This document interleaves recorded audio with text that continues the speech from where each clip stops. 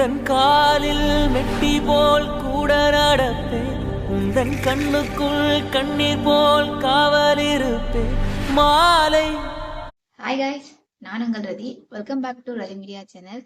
என்னடா ரொம்ப நாள் ஆச்சு ஆளையே காணும் அப்படின்னு பாக்குறீங்களா?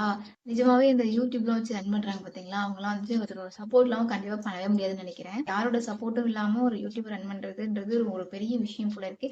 மேபி நம்ம குழந்தைங்கலாம் வளர்ந்துட்டாங்கன்னா பிரச்சனை இல்லை. என்ன மாதிரி இந்த பிரெக்னன்சி டைம்லயோ இல்ல குழந்தை வச்சுட்டு ரன் பண்றது வந்து பெரிய விஷயம் அப்படின்றத நான் வந்து புரிஞ்சுக்கிட்டேன். இதனால ஒரு லாங் வீடியோ மட்டும் இல்லைங்க, ஒரு ஷார்ட் வீடியோ கூட எடுக்க முடியாது குழந்தைய வச்சுக்கிட்டு. அந்த டைம்ல ஒரு விஷயம் பண்ணும்போது இதெல்லாம் எடுக்கணுமா, இதெல்லாம் பண்ணணுமா அப்படின்லாம் இருக்கும். நிறைய பேர் அந்த மாதிரி வீடியோஸ்லாம் போடுறாங்க. பட் அதுல வந்துட்டு எனக்கு விருப்பம் கிடையாதுங்க. அதான் நான் வீடியோஸ் போடுறதே கிடையாது. ஸோ நமக்கு என்னைக்கு ஹெல்த் ஓகேவா இருக்கோ, நார்மலா இருக்குமோ அன்னைக்கு வந்து நம்ம வீடியோஸ் போட்டுக்கலாம் அப்படின்றதால தான் நான் அமைதியாவே இருந்துட்டேன். பிரெக்னன்சி டைம் தான் வந்துட்டு ரொம்ப கஷ்டமா போகுது அப்படின்னா, பேபி மெயின்டைன் பண்றது அதை விட ஒரு பெரிய ப்ராசஸ் அப்படின்றத நான் புரிஞ்சுக்கிட்டேன். ஃபேஸ்புக் அண்ட் இன்ஸ்டாகிராம்ல நிறைய கமெண்ட்ஸ் கொடுத்துருந்தீங்க, அந்த சேம் யூடியூப்ல கூட கொடுத்துருந்தீங்க. சொல்லிக்கிறேன் காய்ஸ், ஆக்சுவலி நான் ப்ரெக்னென்ட் ஆயிருக்கேன். இப்போ வந்து எனக்கு 5th மந்த் ஸ்டார்ட் ஆயிடுச்சு. எல்லாரும் கேட்கலாம், ஏன் இவ்வளோ சீக்கிரம் குழந்தை வந்து இப்போதான் சின்ன பிள்ளையா இருக்கான் அப்படின்றத கேட்கலாம். பட் இது வந்து எங்களோட பிளான் கிடையாதுங்க. நான் மறுபடியும் சொல்லுவேன், இது காடோட பிளான் அப்படிதான் சொல்லுவேன். கடவுளுக்கு வந்து ஒரு வேலை இல்லையா, உங்களுக்கு குழந்தை கொடுக்குறதா வேலையா அப்படின்னு உடனே கிளம்பி வந்துடாதீங்க. ஆக்சுவலி என்ன நடந்துச்சு அப்படின்னா, எனக்கு வந்து டெலிவரி டைம்ல எல்லாருக்கும் வந்து காப்பர்ட்டின்றது இன்செக்ட் பண்ணுவாங்க. ஸோ சேம் எனக்குமே இன்செக்ட் பண்ணியிருந்தாங்க. எனக்கு வந்து அந்த ஃபர்ஸ்ட் மந்த்லேயே ரொம்ப பெயினாக இருக்குன்னு சொல்லிட்டு நிறைய வாட்டி நான் ஹாஸ்பிட்டல் போயிருந்தேன். மேபி அவங்க செக் பண்ணிருக்கலாம் அதை. அது அப்படிதான் இருக்கும், போக போக சரியாயிடும் அப்படின்றத வந்து ஜிஹெச்ல வந்து சொல்லியிருந்தாங்க. ஸோ நான் அந்த பெயினோட விட்டுட்டேன். ஒரு 4 மந்த்துக்கு அப்புறம் வந்துட்டு எனக்கு இந்த மென்சஸ் வர ஆரம்பிச்சது. ஸோ ஒரு வாட்டி தான், நான் தம்பி பிறந்ததுக்கு அப்புறம் ஒரே வாட்டி தான் வந்து எனக்கு அந்த ப்ராசஸ் நடந்தது. அடுத்த மாசமே வந்து பார்த்தீங்கன்னா எனக்கு ஸ்டாப் ஆயிடுச்சு. ஸோ அந்த மென்சஸ்லேயே வந்து காப்பர்ட்டின்றது எனக்கு ரிமூவ் ஆகி போயிட்டு இருக்கு. எனக்கு தெரியல, ஆனால் அந்த பெயின் வந்து எனக்கு நார்மல் ஆச்சு. அந்த தம்பி வந்துட்டு பார்த்தீங்கன்னா ஒரு 4.5 மந்த் கடந்து ஒரு 5th மந்த் கிட்ட வரும்போது தான் எனக்கு வந்து மென்சஸ் அப்படின்றதே ஒன்று வந்தது. அந்த மென்சஸ் வந்த நெக்ஸ்ட் மந்த்து எனக்கு வந்துட்டு மென்சஸ் வரல. ஸோ மென்சஸ் மிஸ் ஆனதும் இப்போ டெலிவரி, இப்போ நார்மலாக டெலிவரி டைமில் எல்லாருக்கும் வந்துட்டு பிளட் வந்து கம்மியாகும். ஸோ அதே மாதிரி தான் எனக்கு வந்து பிளட் வந்து கம்மியாக இருந்தது. என் லைஃப்ல எனக்கு மென்சஸ்லாம் மிஸ் ஆனதே கிடையாது. ஸோ ஃபர்ஸ்ட் டைம் மிஸ் ஆனிச்சு அப்படின்னா அது வந்து தம்பி வந்து ப்ரெக்னெண்டாக, தம்பி வந்து வயிற்றுல இருக்கும்போது தான், ஃபர்ஸ்ட் பேபி இருக்கும்போது தான். ஸோ செகண்ட் டைம் மிஸ் ஆனதுன்னா அது இந்த டைம் தான். பிளட் வந்து கம்மியா இருக்கு, அதனால தான் நீ வந்து மென்சஸ் ஆகலை அப்படின்றது என்னோட ரிலேட்டிவ் சைட்லையும் சொன்னதால அதை அக்செப்ட் பண்ணிக்கிட்டேன். ஸோ ஃபர்ஸ்ட் மந்த் எனக்கு எதுவுமே தெரியல. ஸோ செகண்ட் மந்த்ல வந்துட்டு சேம் சிம்டம்ஸ்லாம் வரும் இல்லையா, தம்பிக்குலாம் வந்து பார்த்தீங்கன்னா 33 டேஸ் தான் எனக்கு வந்து சிம்டம்ஸ்லாம் தெரிய ஆரம்பிச்சிச்சு. ஆனால் இந்த பேபிக்கு வந்துட்டு ரொம்ப மயக்கம், அதெல்லாம் வந்துட்டு எனக்கு 40 டேஸ் ஆனதுக்கு அப்புறம் தான் வந்து எனக்கு சிம்டம்ஸ்லாம் தெரிஞ்சது. ரொம்ப மயக்கம் வருது, படுத்து இருக்கிறது, தம்பி பார்த்துக்கவே முடியாது, சுயண்டு சுயண்டு படுத்துப்பேன். ஸோ அந்த மாதிரி சிம்டம்ஸ்லாம் இருந்தது. எனக்கு அப்போ கூட எனக்கு வந்துட்டு டவுட் வரவே இல்லை, ப்ரெக்னென்ட் ஆயிருக்கும் அப்படின்ற ஒரு டவுட் வரவே இல்லை. அப்புறம் பார்த்தீங்கன்னா வாமிட்லாம் வர ஆரம்பிச்சிருச்சு. ஸோ ஒரு மாதிரி லோவாக எடுப்போம் இல்லைங்களா, அந்த மாதிரி வாமிட்லாம் வர ஆரம்பிச்சது. ஸோ அதுக்கப்புறம் நான் பக்கத்துலேயே வந்து செக்அப், அங்கே எங்கள் ஊரில் வந்துட்டு இந்த பால்வாடி ஸ்கூல்லாம் இருக்கும் பார்த்தீங்களா, அது வந்து பெருசாகவே இருப்பாங்க. ரெகுலராக வீக்லி ஒன்ஸ் வந்து அங்கே டாக்டர் வந்து செக் பண்ணுவாங்க. முடியாதவங்களுக்குலாம் டேப்லெட்லாம் போவாங்க. ஸோ அந்த டைம் வந்துட்டு நான் போய் டாக்டர் செக் பண்ணேன். அவர் பார்த்த உடனே என்ன சொல்லிட்டாரு அப்படின்னா, நீங்கள் இவ்வளோ சிம்டம்ஸ் சொல்கிறீங்க, கண்டிப்பாக ப்ரெக்னெண்ட்டாக இருக்க வாய்ப்பு இருக்குது, நீங்கள் ஹாஸ்பிட்டல் வாங்கன்னு சொன்னாங்க. அதுக்கு முன்னாடி நீங்கள் கிட்ட வச்சு செக் பண்ணிக்கோங்க அப்படின்றதையும் சொன்னாங்க. ஸோ நான் கிட்ட வச்சு செக் பண்ணிட்டு நான் நெக்ஸ்ட் ஹாஸ்பிட்டலும் போயிருந்தேன். ஸோ ப்ரெக்னன்சி கன்ஃபார்ம் ஆயிருக்குன்னு சொன்னாங்க.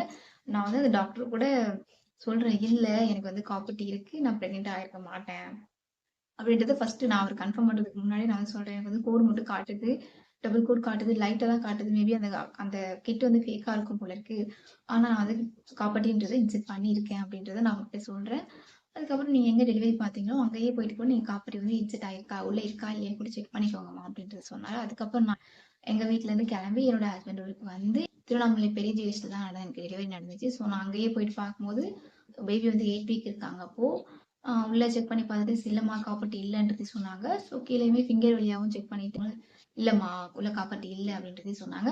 ஸோ நாங்கள் வந்து ஒரு 100 பேருக்கு வந்து காப்பர்ட்டி வைக்கிறோம், அந்த 10 பேருக்கு இந்த மாதிரி தான் விழுந்துருது, ஆனால் அவங்களுக்கு தெரியாமையே விழுந்துருதுமா அப்படின்றதையும் சொன்னாங்க.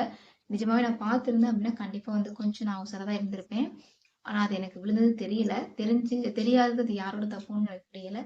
ஒரு 4 மாசத்துக்கு அப்புறம் மென்சஸ் வருதுன்னா வந்துட்டு ஓவர் ஃப்ளோவா இருக்கும் இல்லையா, ஸோ எனக்கு அதனால என்னை பார்க்க முடியல.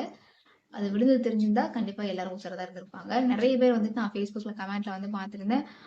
எப்படி சொல்றது, நீங்க வந்து கரெக்டா இருந்திருக்கணும், உங்களோட ஹஸ்பண்ட் வந்து கரெக்டா இருந்திருக்கணும் அப்படின்ற மாதிரி நிறைய பேர் வந்து கமெண்ட் கொடுத்துருந்தீங்க. ஸோ ஹஸ்பண்ட் அண்ட் ஒய்ஃப்குள்ள அவங்களோட பிரைவசி வந்து யாருமே தலையிறதுக்கு யாருமே ஃபர்ஸ்ட் ஆஃப் ஆல் ரைட்ஸ் கிடையாது. எங்களுக்கு வந்துட்டு என்னன்னா, ஸோ குழந்தை வந்துட்டு எல்லாருக்குமே அதுதான் இருக்கும் இல்லையா. ஸோ டாக்டருமே இதுதான் சொன்னாங்க, குழந்தை இருக்க சின்ன குழந்தையா இருக்கா, உடனே பெத்துக்கும்போது உங்களுக்கு உடம்பு இதுவாயிடும் அப்படின்றத அப்படிதான் சொன்னாங்க. அவனையும் பார்த்துக்க முடியாது, உங்களையும் பார்த்துக்க முடியாது அப்படின்ற மாரி தான் அவங்களுமே சொன்னாங்க. பட் இருந்தாலும் அது ஒரு உயிர் இல்லையா? எனக்கு அத வந்து எதுவும் பண்றதுக்கு மனசு இல்ல. சரி ஓகே. எனக்கு வந்து ஒரு பேபியே போதும் அப்படின்றது தான் நான் வந்து ஃபர்ஸ்ட்டு பிளான் பண்ணியிருந்தது. தம்பி பொறந்ததுக்கப்புறம் கொஞ்ச நாள் கழிச்சு குடும்ப கட்டுப்பாடு பண்ணிடலாம் அப்படின்ற ஒரு ஐடியால தான் நான் இருந்தது.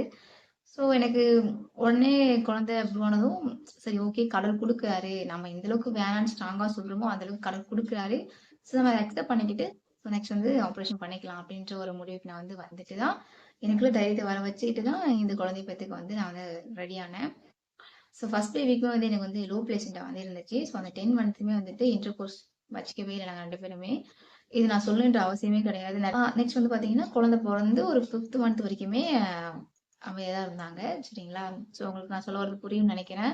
ஒரு மனுஷனால 1 1/2 வருஷம்லாம் வந்து தாக்கு பிடிக்க முடியாது. அப்ப கல்யாணம் பண்ணி புருஷன் முன்னாடி வந்துட்டு நம்ம எதுக்குப்பா?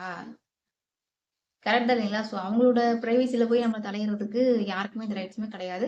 ஸோ என்னோட அனௌன்ஸ்மெண்ட்ட நான் எப்பவுமே நான் என்னோட ஃபர்ஸ்ட் பேபிக்கு எப்படி சொன்னேனோ அந்த மாரி தான் சொல்லியிருந்தேன். அதுல வந்து நெறைய பேர் கமெண்ட் பண்ணியிருந்தாங்க. நெறைய பேர் பாசிட்டிவ் கமெண்ட்ஸ் தான் நெறைய இருந்துச்சு.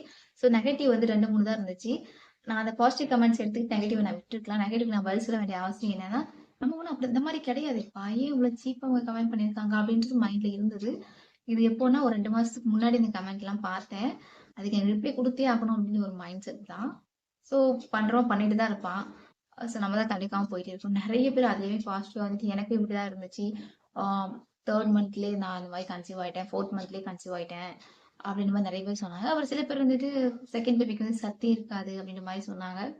ஸோ பிரஸ்ட் ஃபீடிங் வந்து நீங்க அந்த ஃபர்ஸ்ட் பேபிக்கு வந்து குடுத்துக்கிட்டே நீங்க குழந்தை இது பண்ணும்போது தான் அந்த குழந்தைக்கு வந்து ஸ்ட்ரென்த் இருக்காது. பிரஸ்ட் ஃபீடிங் நான் ஸ்டாப் பண்ணிட்டேன். ஃபர்ஸ்ட் பேபி வந்துட்டு ஒரு 5 மந்த் இருக்கும்போது எனக்கு பிரஸ்ட் மில்க் வந்து ஸ்டாப் ஆக ஆரம்பிச்சிருச்சு. ஒரு நாள் விட்டு ஒரு நாள் கிடைக்கும். இல்ல ஒரு நாளைக்கு ஒரு வேளை கிடைக்கும். இல்ல 2 வேளை கிடைக்கும். இப்படிதான் இருந்துட்டு இருந்துச்சு. அதுக்கான ரீசன் தெரியல. கன்சீவ் ஆயிருக்கேன்ற ரீசன் தெரியல. அதுக்கப்புறம் வந்து பார்த்தீங்கன்னா, நான் கன்சீவ் ஆனதுக்கு அப்புறமே சும்மா இப்ப நைட்ல மட்டும் தம்பிக்கு சும்மா அவன் தூங்குறான் இல்லைங்களா? அதுக்காக நான் வந்து பிரஸ்ட் மில்க் வந்து குடுத்துட்டு இருக்கேன். மத்தபடி நான் பிரஸ்ட் மில்க் குழந்தைக்கு குடுக்கல. ஸோ குழந்தைக்கு வந்து 11த் மந்த் ஸ்டார்ட் ஆக போகுது. அவனுக்கு கொஞ்சம் கொஞ்சம் ஃபுட் குடுத்தாவே அவன் சாப்பிடுறான். ஸோ அப்படி இருக்கும்போது இந்த குழந்தைய பார்த்துட்டு அந்த குழந்தைய என்னால விட முடியாது இல்லையா? ஸோ என்னோட ஹெல்த்த டேக் கேர் பண்ணணும். நான் நல்லா இருந்தா இவனையும் பார்க்க முடியும், அவனையும் பார்க்க முடியும். ஸோ அதனால என்ன இவன் சொல்றேன்னு நினைக்கிறீங்களா? எனக்கு வந்து சேம் சிம்டம்ஸ் தான் இருக்கு. அதனால வந்துட்டு நான் இவன் சொல்லிட்டு இருக்கேன். கன்சீவ் ஸ்டார்டிங்ல யோசிச்சேன். நம்ம உடனே வீடியோ போடணும். தம்ப்நெயில் வந்து செம்மையா போடணும். கப்பட்டி வச்சு நான் எப்படி பிரெக்னென்ட் ஆனேன் அப்படின்ற மாரி தம்ப்நெயில்லாம் பயங்கரமா போட்டு வீடியோலாம் போடணும்னு ரொம்ப ஆசைப்பட்டேன். பட் உடம்பு வந்து ரொம்ப வீக்கா இருந்துச்சு. ஸோ தம்பிக்கு வந்து 7 மந்த் வரைக்குமே கிட்ட நான் வந்து டெய்லி வாமிட் பண்ணிட்டு இருந்தேன். இதே மாரி தான் ஃபேஸ் வந்து ரொம்ப டல்லா இருந்துச்சு. அந்த க்ளோன்றதே வந்து ஒரு 7 மந்த்துக்கு அப்புறம் தான். அந்த வளகாப்பு டைம் ஒரு 2 மாசம் தான் வந்து எனக்கு ஃபேஸ்ல கொஞ்சம் க்ளோ இருந்தது. வெயிட் போட்டது எல்லாமே. அவனுக்கு எப்படி இருந்தோ அதே மாரி சேம் இப்பயே இந்த வாமிட்டு, ரொம்ப டயர்டு, இந்த ஃபேஸ்லாம் டல் ஆகுறது, கண்ணெல்லாம் இதோ பாருங்க இந்த மாரி கருவளையம் வருது, டொங்கு விழுறது இதெல்லாம் வந்து சேம் தம்பிக்குமே இப்படிதான் இருந்துச்சு. குழந்தைங்க வந்து நம்மள்ட்ட இருந்து ஸ்ட்ரென்த் எல்லாம் எடுத்துருவாங்க அப்படின்னு சொல்லுவாங்க இல்லையா? ஸோ அந்த மாதிரி தான் இருக்கு என்னோடது. இப்பவுமே நீங்க வந்து ஹெல்த் ஓகேவா இருக்கீங்களா? இப்ப வீடியோ போடுறேன்னு கேட்கலாம். பட் முன்னைக்கு இப்ப நான் கொஞ்சம் பரவாயில்ல. பெட்டரா தான் ஃபீல் பண்றேன். முன்ன எப்படி இருக்கும் அப்படின்னா, தம்பிக்குலாம் வந்துட்டு கொஞ்சம் வாமிட் எடுத்தாலுமே என்னால கொஞ்சம் முடியும். எந்திச்சு பேக்கப் ஆயிட்டு உட்காந்து வீடியோ பண்ற அளவுக்கு முடியும். பட் இவனுக்கு எப்படி இருக்குன்னா, கொஞ்சம் அவனையும் பார்க்கணும், என்னையும் பார்க்கணும். நான் வந்து கொஞ்சம் ஹெல்த்தி ஃபுட்டா சாப்பிடணும். ஆ ரெஸ்ட் எடுக்கணும். டேப்லெட் போடணும், தூங்கணும். ஸோ இதெல்லாம் வந்து பார்க்கும்போது எனக்கு வீடியோன்றது நம்ம எப்போ வேணா போட்டுக்கலாம். யூடியூப்ன்றது எப்போ வேணா பார்த்துக்கலாம். சம்பாதிக்கிறது எப்போ வேணா சம்பாரிச்சுக்கலாம். பட் குழந்தைன்றது அது கிடைக்கும்போது தான் பெத்துக்க முடியும் அப்படின்றதுனால, நான் வந்து இதுக்கு வந்து கொஞ்ச நாள் டைம் விட்டுட்டேன். அதுக்கப்புறம் கன்டினியூவா நான் வீடியோ போட ட்ரை பண்றேன். யூடியூப்ல வந்து வாட்ச் ஹவர்ஸ் வந்து சரி ரீச் பண்ணிடலாம். ஒரு 3000 கிட்ட ஆல்மோஸ்ட் வந்துருந்துச்சா. ஸோ 3000 ஆச்சும் ஃபர்ஸ்ட்டு முடிச்சுட்டு, ஜாயின் பட்டன கிளிக் பண்ணிட்டு, அதுக்கப்புறம் நம்ம 4000 கம்ப்ளீட் பண்ணிக்கலாம் அப்படின்றதுனால நான் கன்டினியூவா வீடியோஸ் போட்டுட்டே இருந்தேன். ஸோ எனக்கு தெரியல. திடீர்னு இப்படி ஆயிடுச்சு. ஓகே. கடவுள் குடுக்கும்போது நம்ம எடுத்துப்போமே! அதுதானே உண்மை. கடவுள் குடுக்காம எதுவுமே இங்க இல்ல. அது ஃபர்ஸ்ட் ஆஃப் ஆல் நெறைய பேருக்கு அது புரியுறதே இல்ல. நீங்க பிளான் பண்ணீங்க, உங்களுக்கு குடுக்குறது அப்டின்னா, எப்படி சொல்றது?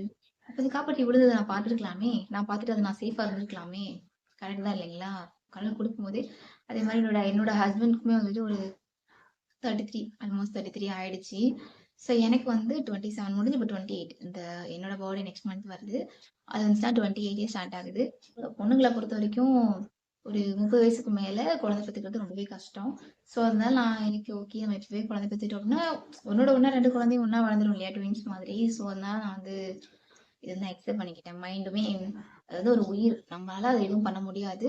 வந்துடுச்சு. நம்ம அதுக்கு என்ன பண்ணணும்? அந்த குழந்தைய சேஃப்டியா பெத்தெடுக்க நம்ம என்ன பண்ணுமோ அதை நம்ம ஃபாலோ பண்ணணும் அப்படின்றது என்னோட டாக்டர்ஸ்லாம் வந்து எப்படி சொன்னாங்கன்னா, அவங்க வந்து நெகட்டிவா அந்த வார்த்தையை சொல்லலையே தவிர, ஆனா அத வேணான்றதுக்கு எந்தெந்த வழியில சொல்ல முடியுமோ அந்த வழியில சொன்னாங்க. பட் என்னால அக்செப்ட் பண்ணிக்கவே முடியல. என் வீட்டுக்காரர் கூட வேணான்ற ஒரு முடிவு வந்துட்டாரு. ஆனா என்னால முடியல. அது ஒரு உயிர் இல்லையா? எப்படிப்பா? அப்படின்னு சொல்லிட்டு நானும் ஒரு உயிர் தான். குழந்தைக்கு நான் ரொம்பவே கஷ்டப்பட்டேன். எனக்கு டெலிவரி நார்மல் டெலிவரி தான் ஆச்சு. இருந்தாலும் அந்த டேட் முடிஞ்சு வரதால எனக்கு வந்து நேச்சுரலா வலி வரல. ஆர்டிஃபிஷியலா அத நான் இன்ஜெக்ஷன் போட்டு தான் வந்து நார்மல் டெலிவரி எனக்கு பண்ணிக்கிட்டாங்க. ஸோ எனக்கு வந்துட்டு அந்த பெயின்ல இருந்து என்னால வெளிய வரவே முடியல. இப்போ நார்மல் டெலிவரி அந்த டைம்ல பெயின் இருக்கும். நமக்கு வந்து சீக்கிரமே சரியாயிடும். ஆனா சிசேரியன்றது அந்த டைம்ல அவங்களுக்கு தெரியல. மயக்க போறதால அவங்களுக்கு தெரியாம இருக்குமான்னு தெரியல. ஆனா அதுக்கப்புறம் அவங்க படுற பாடு நிறைய பேர் நான் பார்த்துருக்கேன். நார்மல் டெலிவரி பண்ற எல்லாருமே வந்துட்டு நார்மல் டெலிவரி தான் சொல்லுவாங்க. ஆனா அடுத்த பேபிக்கு அவங்க பயப்படுவாங்க. ஏன்னா அங்க என்ன பண்றாங்கன்றது அவங்களுக்கு மட்டும் தான் தெரியும். சரிங்களா? ஸோ எனக்குமே அதெல்லாம் இருந்தது. சரி ஓகே ஒரு தடவை நம்ம கடந்து வந்துட்டோம். இன்னொரு தடவை கடந்து வந்துருவோமே அப்படின்ற ஒரு நம்பிக்கை தான். நார்மல் டெலிவரிக்கே நான் வந்து இவ்ளோ பயப்படுறேன். இன்னொரு குழந்தை பெத்துக்கிறோம் அப்படின்னு நினைக்கிறதுக்கு நான் இவ்ளோ பயம் எனக்கு இன்னமும் இருக்கு. நலனுக்கு வந்துட்டு நார்மல் டெலிவரி ஆகியுமே எனக்கு இன்னும் அந்த ஃபியர்ல இருந்து நான் வெளியே வரவே இல்லைங்க.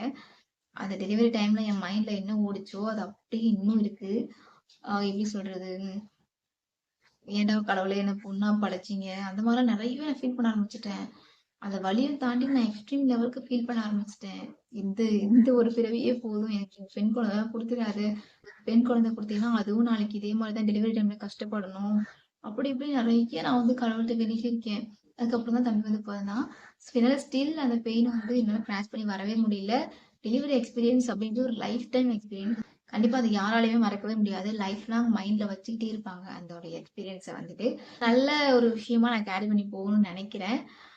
பட் எனக்கு அது ஜிஹெச்ல கிடைச்சதுனால அந்த எக்ஸ்பீரியன்ஸ் வந்து நல்ல எக்ஸ்பீரியன்ஸா கிடையாது. என்னை யாரும் எதுவும் சொல்லல. எதுவும் திட்டல. இப்ப நிறைய பேர் வீடியோஸ்ல இப்படி பண்ணாங்க, அப்படி பேசினாங்கலாம் சொல்றாங்க. பட் எனக்கு அந்த மாதிரிலாம் எதுவுமே இல்லைங்க. நமக்கு வந்து டெலிவரி ஆகுறதுக்கு முன்னாடி இந்த ஃபிங்கர் செக் பண்ணுவாங்க பார்த்தீங்களா? அந்த வலிலாம் வந்துட்டு கொஞ்சம் பார்த்து பண்ணலாமோ சாஃப்ட்டா அப்படின்ற மாரி தோணுச்சு. அப்புறம் ஸ்டிச்சஸ் வந்துட்டு அட்லீஸ்ட் ஒரே ஒரு மயக்க ஊசி போட்டுட்டு ஸ்டிச்சஸ் போடலாமே அப்படின்னு தோணுச்சு. நம்மளோட நடுவிரல் ஃபிங்கர் சைஸ்க்கு கட் பண்றாங்க. கொஞ்சம் யோசிச்சு பார்க்கும்போது எனக்கு ஐயோப்பா! அப்படின்னு எனக்கு அந்த டைம்ல வலி வந்து தாங்க முடியாம சிசேரியன் பண்ணிடுங்கன்ற அளவுக்கு நான் வந்து ரொம்ப அழுதேன். எனக்கு அப்ப சிசேரியன்லாம் தெரியல. எனக்கு தயவு செஞ்சு எமர்ஜென்சி சிசேரியன் பண்ணிடுங்க சிஸ்டர் அப்படின்லாம் சொன்னேன். கடவுள் புண்ணியத்துல எனக்கு ஒரு ஆல்மோஸ்ட் 18 ஹவர்ஸ் கிட்ட எனக்கு இருந்துச்சு பெயின். ஸோ ஃபர்ஸ்ட் பேபிக்கு. செகண்ட் பேபிக்கு கொஞ்சம் பயமா தான் இருக்கு. இருந்தாலும் அது ஒன் டே பெயின். தம்பிக்கு நான் அப்படிதான் இருந்தேன். ஒன் டே பெயின் தான். அதை யோசிக்காத. ஃபர்ஸ்ட் பேபி இல்லையா? அது தெரியல எனக்கு என்ன வலின்னு. ஸோ அதான் அப்படியே இருந்தேன். ஸோ செகண்ட் பேபிக்கும் சேம் அந்த மாதிரி தான் மோட்டிவ் பண்ணி வச்சிருக்கேன் மைண்ட. ஒன்றும் இல்லை, அது ஒரு நாள் தான் ரிலாக்ஸ் ஆகிக்கலாம் அப்படின்ற ஒரு mind. So first of all இதில் நான் வந்து ப்ரெக்னெண்ட்டாக இருக்கேன் அப்படின்றத அனௌன்ஸ் பண்ணுறதுக்கு முன்னாடி எனக்கு வந்து இந்த காப்பர்ட்டி வந்து இன்சல்ட் பண்ணியிருக்கேன். இதில் நிறைய பேர் வந்துட்டு நான் ஒரு மாதிரி கமெண்ட் பண்ணியிருந்தீங்க. ஸோ அதுக்காக மட்டுமே எனக்கு வந்து ரிப்ளை பண்ணணுன்ற ஒரு மைண்டு. யார் இவங்களாம் எங்கடா வராங்க அப்படிதான் எனக்கு இருந்துச்சு. ஃபர்ஸ்ட் ஆஃப் ஆல் அந்த கமெண்ட்ஸ்லாம் பார்க்கும்போது ஒரு 30 கமெண்ட்ஸ் 40 கமெண்ட்ஸ் வருது அப்படின்னா அதில் 35+ வந்துட்டு நல்ல கமெண்ட்ஸ் தான் இருக்குது. ஏதாச்சும் 1 or 2 தான் நம்ம ரொம்பவே மோஸ்ட் ஆஃப் ஹர்ட் பண்ணுற மாதிரியான கமெண்ட்ஸ் வருது. ஸோ அந்த கமெண்ட்ஸ்க்கு நம்ம ரிப்ளை பண்ணணுன்ற அவசியமே எனக்கு கிடையாது. இருந்தாலும் சரி, தப்பான புரிதல் இருக்கும்போது அந்த டைம் நம்ம சொல்லலாம் இல்லையா? நிறைய பேர் வந்துட்டு நம்ம மோட்டிவ் பண்ணுற விதமாகவுமே பேசியிருப்பாங்க கமெண்ட்ல. ஸோ நல்ல கமெண்ட்ஸ் நான் எப்பவுமே நல்ல கமெண்ட்ஸ் வந்து நிறையவே எடுத்துப்பேன். கெட்ட கமெண்ட்ஸை அவாய்ட் பண்ணிட்டு போயிடுவேன். அது எனக்குமே சிரிப்பு வந்தது என்னன்னா, அந்த கமெண்ட்ஸ்மே நான் பார்த்தோன்னே சிரிச்சேன் தான். பட் ரிப்ளை கொடுக்கணுன்ற அளவுக்கு அங்கே பெரிய கமெண்ட் கிடையாது. என்னன்னா, அது காடோட பிளான் அப்படின்ற மாதிரி நான் அந்த வீடியோல எக்ஸ்பிளைன் பண்ணி போட்டிருந்தேன். அதுக்கு வந்து கமெண்ட் பண்ணியிருந்தாரு, கடவுளுக்கு என்ன உங்களுக்கு குழந்தை கொடுக்குறது வேலையா அப்படின்ற மாதிரி ஒரு கமெண்ட் போட்டிருந்தாரு. அதை பார்த்து எனக்கு சிரிப்பு தான் வந்துச்சு. நெக்ஸ்ட் ஒரு கமெண்ட்ல வந்துட்டு, நீங்க கொஞ்சம் அவசரப்படாம பொறுமையா இருந்திருக்கலாம் அந்த மாதிரி கமெண்ட்ஸ்லாம் பார்த்தேன்னா, ஸோ அதுக்காக தான் இந்த எக்ஸ்பிளைன் பண்ணி இந்த வீடியோ. ஸோ எந்த ஒரு ஹஸ்பண்ட் அண்ட் ஒய்ஃப்மே வந்துட்டு இதை எக்ஸ்பிளைன் பண்ண எனக்கு அவசியம் கிடையாது. 1.5 year வந்துட்டு யாருமே வந்துட்டு அதாவது தாம்பத்திய வாழ்க்கை தள்ளி போட மாட்டாங்க. பட் நாங்கள் குழந்தைக்காக தள்ளி போட்டிருந்தோம். ஸோ அந்த ஒரு விஷயத்தினால தான் இந்த விஷயம் நான் நடந்துச்சு நான் நினைக்கிறேன். அதுவும் இல்லாமல் காப்பட்டின்றது மிஸ் ஆனது தான் எங்களுக்கு பிரச்சனையே. நான் ரொம்ப கான்ஃபிடென்ட்டாக இருந்தேன். காப்பட்டி இருக்கு, காப்பட்டியை வச்சே நமக்கு வந்து ரொம்ப கட்டுப்பாடு வரைக்கும் எப்படியாச்சும் அழைச்சிட்டு போயிடணும். இப்போ இருக்கிற ஒரு விலைவாசியில எப்படி உங்களுக்கே பார்க்குறீங்க, எப்படி மார்க்கெட் ரேட்லாம் எப்படி ஏறிட்டு இருக்குன்னு. ஒரு பிள்ளைய பெற்று படிக்க வைக்கிறதுக்கு இவ்வளோ செலவாகும்ன்றது நமக்கே தெரியும். ஸோ அதுவே எனக்கு மைண்டில் வந்துச்சு. ஆனா இந்த பெயின் தான் ரீசன். டெலிவரி பெயின் தான் ரீசன். ஆனா என்னோட ஹஸ்பண்ட்கிட்ட நான் சொல்ல ஆரம்பிச்சிட்டேன். எனக்கு இது ஒண்ணே போதும். நான் வந்து ஆப்ரேஷன் பண்ணிக்கிறேன்றதா சொல்ல ஆரம்பிச்சுட்டேன். அது மேபி கடவுள் காதுல வீழ்ந்திருக்கும்னு நெனைக்கிறேன். "நீ எஸ்கேப் ஆக பார்க்குறியா?" அப்படின்னு சொல்லிட்டு தான் எனக்கு இந்த ஆப் வச்சுட்டாரு கடவுள். அப்படிதான் நான் நெனைக்கிறேன். ஸோ இப்ப நான் சேஃபா இருக்கேன். நல்லா இருக்கேன். ரொம்ப ஹெல்த்தியாவும் இல்ல. ரொம்ப அன்ஹெல்த்தியாவும் இல்ல. வெயிட் மட்டும் கம்மியா இருக்கேன். மத்தபடி நல்லா இருக்கு. பிளட் எல்லாம் நல்லா இருக்கு. குழந்தைங்க நல்லா இருக்காங்க. நான் வெயிட் கம்மியா இருக்கேன். அவ்வளோதான். இப்போதைக்கு இதுதான் பிரச்சனை. மத்தபடி எல்லாமே நார்மலா தான் இருக்கு. ஸோ நெறைய ஸ்கேன் எல்லாம் எடுத்தேன். தம்பிக்கு வந்துட்டு பார்த்தீங்கன்னா, அந்த டேட்டிங் ஸ்கேன்லாம் எடுக்கவே இல்ல. நேராவே 3 மாசத்துக்கு மேல தான் போனதால, என்டி ஸ்கேன் தான் ஸ்ட்ரைட்டாவே எடுத்திருந்தோம். ஒரு 4 ஸ்கேன் தான் அவனுக்கு எடுத்திருந்தோம். ஸோ இந்த டைம் வந்து 5 ஸ்கேன் வருது இவனுக்கு. ஸோ இயர்லியாவே போனதால, செகண்ட் மந்த்ல டேட்டிங் ஸ்கேன்னு ஒண்ணு முடிச்சு விட்டாங்க. சரி அதில அவ்வளவா எக்ஸ்பிளைன்லாம் எதுவும் பண்ணிடலைங்க. அதெல்லாம் எதுக்கு சொல்றாங்கன்னு எதுக்குன்னே தெரியல. கேட்டீங்கன்னா, அந்த ஹார்ட் பீட்க்கு சொல்றாங்க. என்டி வந்து இந்த மூக்கோட தண்டு வந்து பார்க்குறதுக்கு சொல்லுவாங்க. ஃபர்ஸ்ட் வந்து ஹார்ட் ரேட்ன்னு நெனைக்கிறேன் I think. First dating scan. இந்த ஸ்கேன் எனக்கு அப்பல வந்து அவ்வளோ டீட்டெயிலாம் குடுக்கலைங்க. ஸோ இப்போ அனாமலி ஸ்கேனுக்கு இன்னைக்கு நான் செலவு பண்ணியிருக்கேன். இன்னைக்கு தான் அனாமலி ஸ்கேன் வந்து எடுத்துட்டு வந்தேன். இன்னைக்கு நம்ம செலவு பண்ணியிருக்கோம் அப்படின்னா, அத எக்ஸ்பிளைன் பண்ற அளவுக்கு கொஞ்சம் இமேஜஸ்லாம் அதில இருக்கு. விஷுவலா குழந்தைங்களுக்கு காட்டுறதா இருக்கட்டும், கொஞ்சம் நல்லா அந்த டைம்ல நமக்கு அந்த ஸ்டார்ட்டிங் 2ண்ட் மந்த், 3 மந்த்லலாம் அவ்வளோ விஷுவலா குழந்தைங்களுக்கு தெரியாது. ஸோ 5த் மந்த்ல நல்லாவே தெரியும். கை, கால் எல்லாமே நல்லாவே தெரியும். ஸோ அதுக்காக இந்த அனாமலி ஸ்கேன் எடுத்துக்கலாம். மத்தபடி அடுத்த கிரவுத் ஸ்கேன்லலாம் இன்னும் கிளியரா தெரியும். கொஞ்ச நாளா வெயிட் ஏறியிருப்பாங்க குழந்தைங்க. காய்ஸ் நெக்ஸ்ட் வீடியோல என்னோட ஸ்கேன் ரிப்போர்ட்ஸ்லாம் பார்க்கலாம். தம்பிக்குமே வந்துட்டு தனித்தனியா வந்து எக்ஸ்பிளைன் பண்ணி போட்டிருந்தேன். இதுல ஒரே வீடியோவா போடலாம் அப்படிதான் நினைச்சிட்டு இருந்தேன். ஸோ எனக்கு எப்படின்னா கம்பேர் பண்ணி போடலாம்.